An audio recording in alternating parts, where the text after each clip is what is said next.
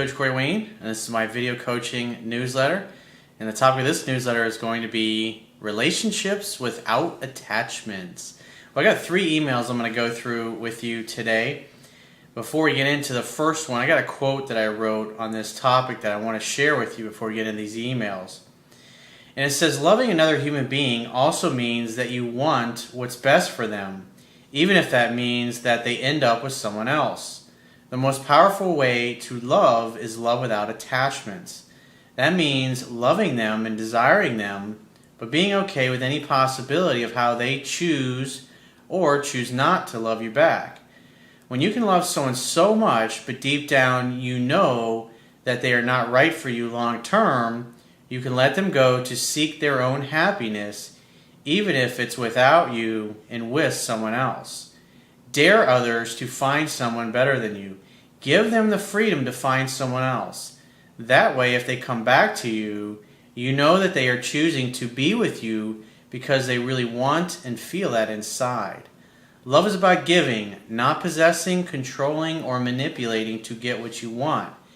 It is the freedom to love yourself and love another so much that you'd want them to be with someone else because that's what's really best for them. Well, let's get in the first email. This guy says, hey coach, I had a phone session with you about 6 weeks ago concerning my having trouble getting over an ex. Thank you very much. It really helped a lot. I took your advice and I decided to jump in head first and start dating, having fun, and hooking up. About 3.5 months ago, before our phone session, I met this woman at a local club or local social club, and we started going out after that. After about 3 dates, I slept over and we had sex. Remember what I say, most women will sleep with guys by the 2nd or 3rd date. He says after that, we were hanging out about 3 times a week and we were having sex regularly. She runs her own business and had to travel to source some materials for her business, and she invited me to come visit her to where she was. Her trip was, she was going to be down there for about 3 months. And I told her we'd play it by ear and that we were both free to do whatever we wanted regarding dating and whatnot, since I had only seen her for about a month before she left on this 3-month trip. We kept in touch via text messages, but not too heavily. After she left, I decided that since I was new on the market, I would continue dating other women. I met this new woman via local newspaper personals, and I followed all the advice you give in your book and videos, not over texting, calling, setting up dates, and hooking up. This new woman then told me that she was so interested in me that she stopped dating other guys. I then told her that that was great, but mentioned the girl that was in Europe for a few months. This unsettled the new girl, and she told me that since I had told her this, that she was losing attraction. Remember what I say about how women, it's not the end of it actually has a positive effect on their attraction level for you if they know that you're dating other women. But, they want to feel that they're at least more special than all the rest of the women that you're dating. And so kind of the way you phrase it is like, hey, I'm not dating lots of women, I'm just having a good time. And oh, by the way, you're kind of just another notch in my bedpost, and that's obviously why she's going to kind of get upset about that.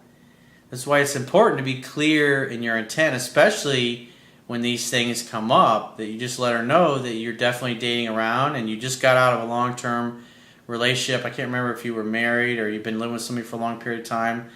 But hey, I'm newly single in the market and I'm really not looking to jump into a relationship. I just want to date and have a good time and date women that are really patient and understanding of where I'm coming from. And I'll understand if that doesn't work for you, but I want you to understand that this is where I'm able to be right now at this point in my life. I want to definitely keep seeing you. I think you're amazing. I think you're beautiful. I think you're sexy as hell. You're an incredible lover. I have a lot of fun with you, but I'm just not ready to be in an exclusive relationship yet. And so in that particular instance, when you say something like that to a woman, there's a real possibility that she might not come back. She might not like that. She might not dig that kind of arrangement, say, you're amazing, but that doesn't work for me. And so this is where it comes to being loving without attachments. In other words, you let this woman go, and she may or may not come back. And sometimes they'll say, this doesn't work for me. And then a week or two later, they call you and they go, okay, I thought about it, and I have peace about it, so it's cool. I'm dating other people, and you date other people, but I definitely want to see you and see where things go. Remember, the strongest negotiating position is being able to walk away and mean it. And if this is what you really want, then you got to tell her. You got to tell her specifically what you want, and not go around. Like, I've got a buddy of mine I've known for a long time. He just deceives the women that he's dating 3 or 4 girls, and all of them think that he's exclusive with them. And he maintains this lie for a period of time where he just basically bends himself into a pretzel so much because he's told so many lies that he usually ends up getting busted. But even so, they usually still stick around. It's just, why go through all that? We can just be honest. Yeah, some women aren't going to stick around for it, but some will. He says, she's now trying to force my hand to drop any contact on dating the first woman who is now returning to the States in a few days. My problem is that because I came off out of a 3-year relationship, I want to shop around and keep it light. I would just like to have fun, but I don't want to hurt anyone either. What should I do? Be honest. Tell her exactly where you're at. Making her feel special. Don't make her feel like another notch in your bedpost. But talk to her the way I just spoke a second ago. But like I said, it's a double-edged sword. She may say, this doesn't work for me because I want to settle down, I want to get married, and that doesn't work. But if you were to flip a coin, I say there's a really good chance that she'll probably stick around, even if initially she says she won't. But either way, this is what you want. This is what you're feeling. This is where you emotionally are. And so for you to agree to anything else or say anything else is basically prostituting your feelings, and all that's going to happen is you're going to end up resenting it on down the road. I mean, I've had my ex-wife and 3 or 4 of the girlfriends that I've had over the past 10, 15 years, all of them, when I split up with them, I either gave them dating advice about other guys that they were dating, or even like some of them, I even hooked up with buddies of mine, and they dated and ended up hooking up with friends of mine. Now, like when I tell that to people who know me, they're like, "Huh? What?"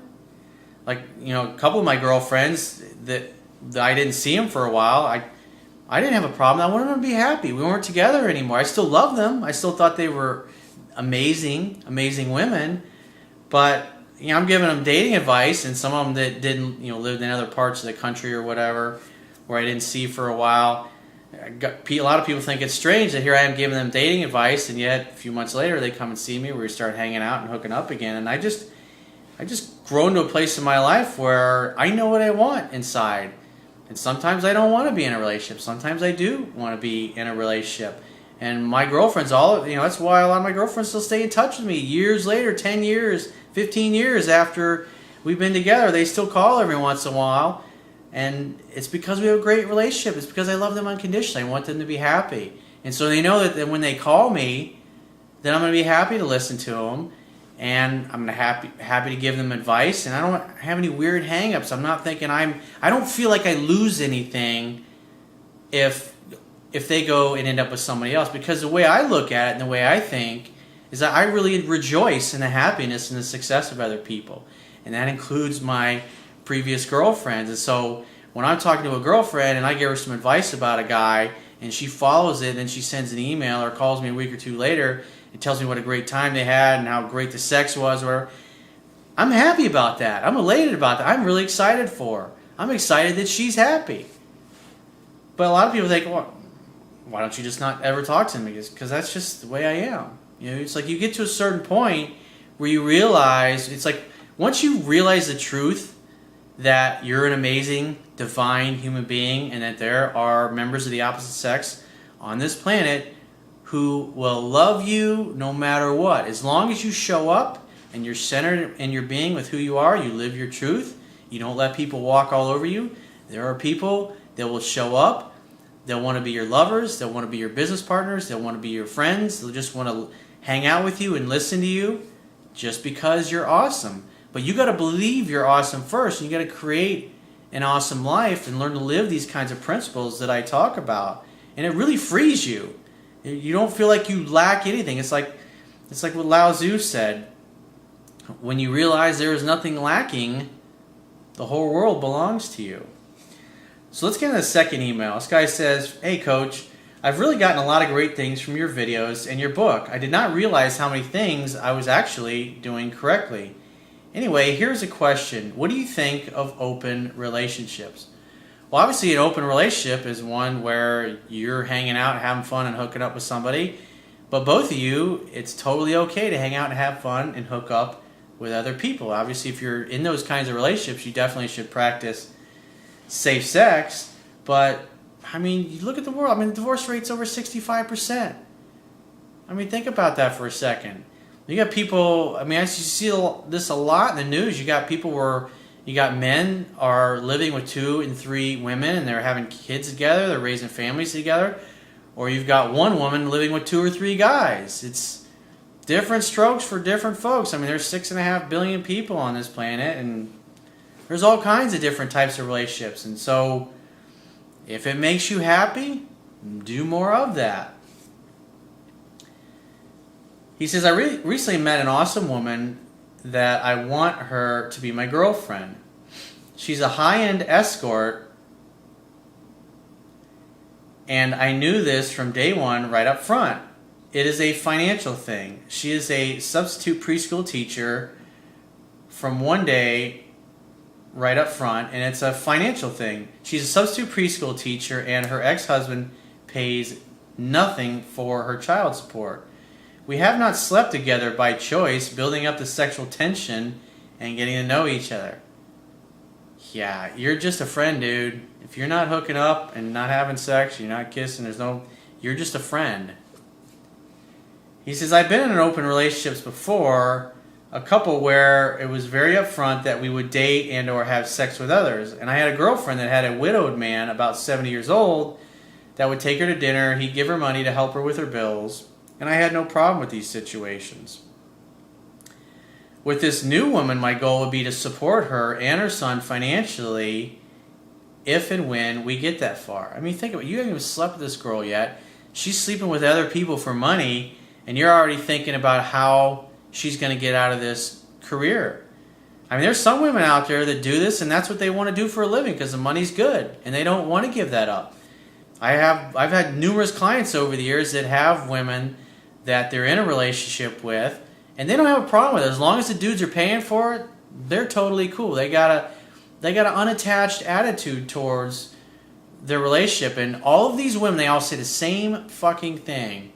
"I have been wanting to meet a guy for you that wouldn't try to change me for so long and that would accept my lifestyle and what I do for a living."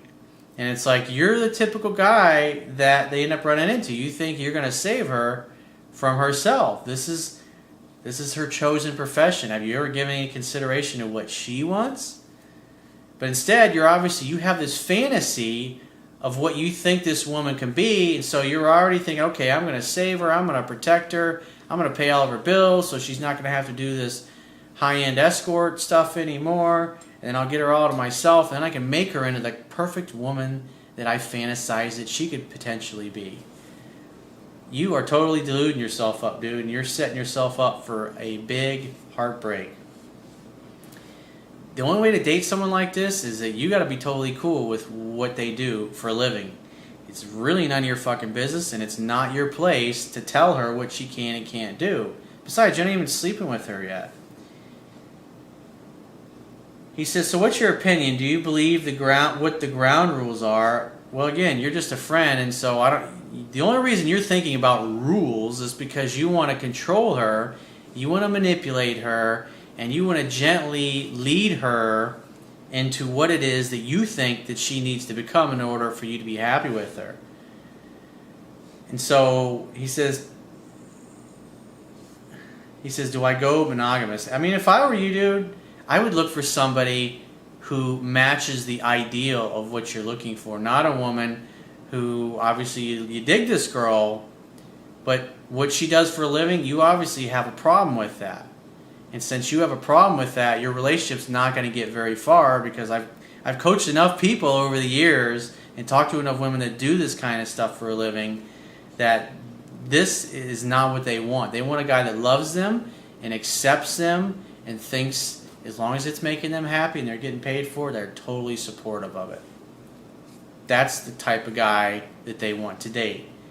And it sounds like you just want a regular old girl. So if I were you, I would keep looking, I would keep dating, and just look at this as a possibility of somebody you can hang out, have fun, and hook up with. Because you're definitely bullshitting yourself and deluding yourself on that one. So let's get to the third and final email.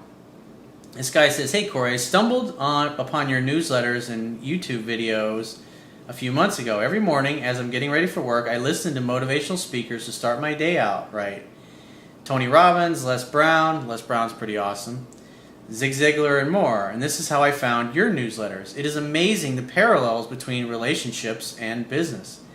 Exactly. I say in my book, and I say this quite often in videos, is that when you become more successful in this area of your life, you'll see how it spills over into every other area. Because it's like when you really learn to love and accept yourself and you perceive yourself as being valid, and you have somebody that loves you and you can actually see that they love you for you and they love your strength, that gives you more confidence to show up in your business partnership, or your career, and all of your friendships, and even with your family, and take your power back and stand up for yourself, and people will have a new level of respect for you. And plus you'll see it seems like all kinds of opportunities come from all over the place.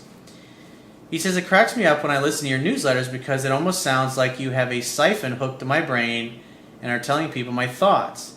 I've been doing this stuff for years.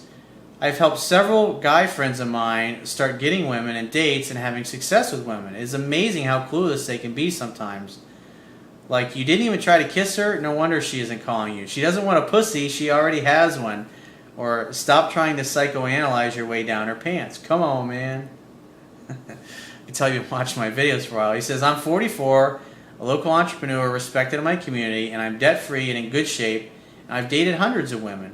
I now have an extra sexy woman that I've been with for close to 3 years. She's 37, a busy professional, has a son, and owns an antique shop in a busy part of town. We have a great time together inside and out the bedroom, to say the least. The funny thing is, without even knowing you, or that dating coaching even existed, all I have ever done with her is hung out, had fun, and hooked up.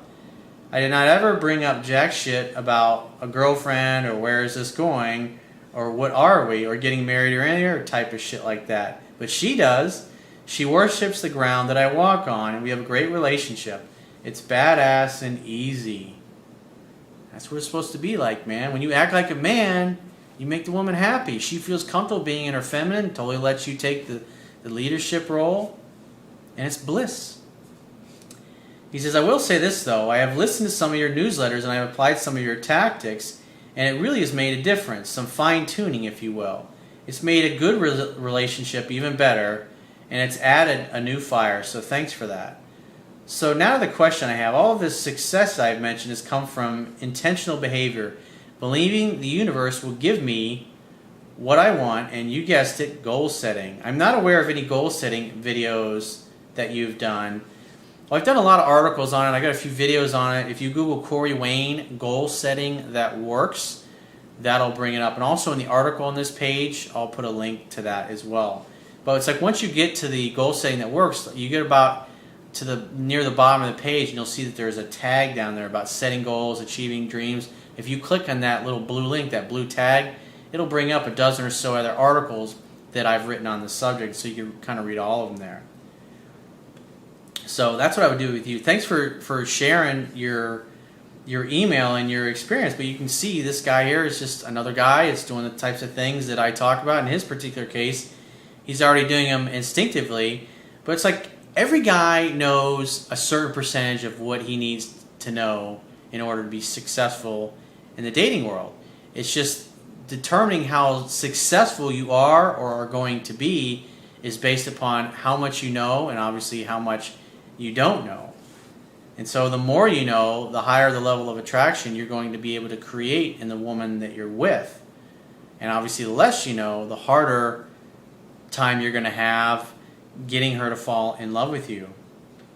So If you have a question or a challenge or something you'd like to get my help with personally, you can go to my website, click the products tab, which will be at the top of your screen on any page of my website, and just follow the instructions for booking paid phone coaching, Skype coaching, or email coaching with yours truly. And I will talk to you soon.